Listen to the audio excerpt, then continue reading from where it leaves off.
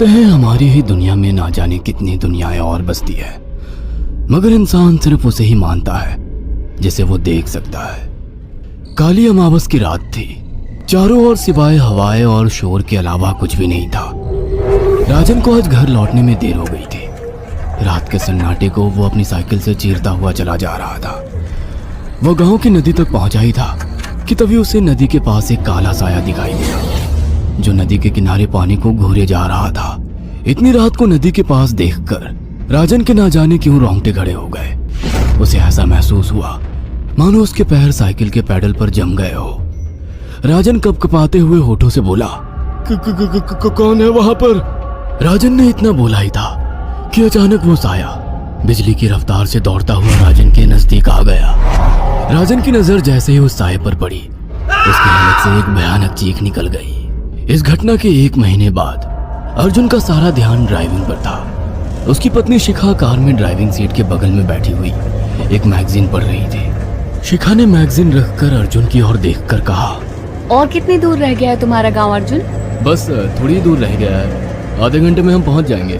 तुम्हारे चेहरे पर इतनी टेंशन क्यों है? टेंशन क्यों नहीं होगी शिखा, मैंने अपनी माँ को बगैर बताए तुमसे लंदन में शादी जो कर ली। पता नहीं माँ तुम्हें देखकर कैसे रिएक्ट करेगी। डोंट वरी अर्जुन, मुझ पर भरोसा रखो। तुम्हारी माँ को मनाने की जिम्मेदारी मेरी है। आई होप शिखा ऐसा ही हो। यकीन मानो अगर ऐसा हुआ ना तो मेरे ऊपर से एक बहुत बड़ा बोझ उतर जाएगा। अब मुस्कुरा भी दो यार। अच्छा, तुम बता रहे थे कि गांव में तुम्हारी बहुत बड़ी हवेली बनी हुई है। कुछ बताओ ना अपनी हवेली के बारे में। अरे 15 मिनट में हम वैसे भी पहुंचने वाले हैं, तुम खुद देख लेना। कुछ ही देर में अर्जुन अपने गांव वीरपुर अपनी हवेली में खड़ा हुआ था। अर्जुन की मां अर्चना देवी अर्जुन के स्वागत के लिए हवेली के बाहर खड़ी हुई थी। अर्जुन ने दौड़कर अपनी मां के पैर छुए और डरते हुए बोला, ये शिखा है मां, मेरी पत्नी। हम दोनों ने लंदन में शादी कर ली। अर्जुन की बात सुनकर अर्चना देवी मुस्कुराकर बोली, कोई बात नहीं बेटा, एक ना एक दिन तो तुझे शादी करनी ही थी।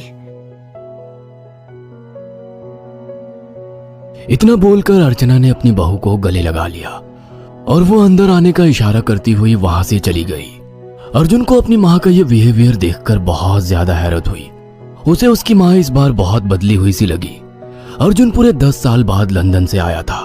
अर्जुन उन्हीं ख्यालों में खोया हुआ था कि उसके कानों में उसकी पत्नी शिखा की आवाज टकराई। अब क्या बाहर ही खड़े रहने का इरादा है क्या? अंदर नहीं चलोगे? कौन से ख्यालों में गुम हो गए?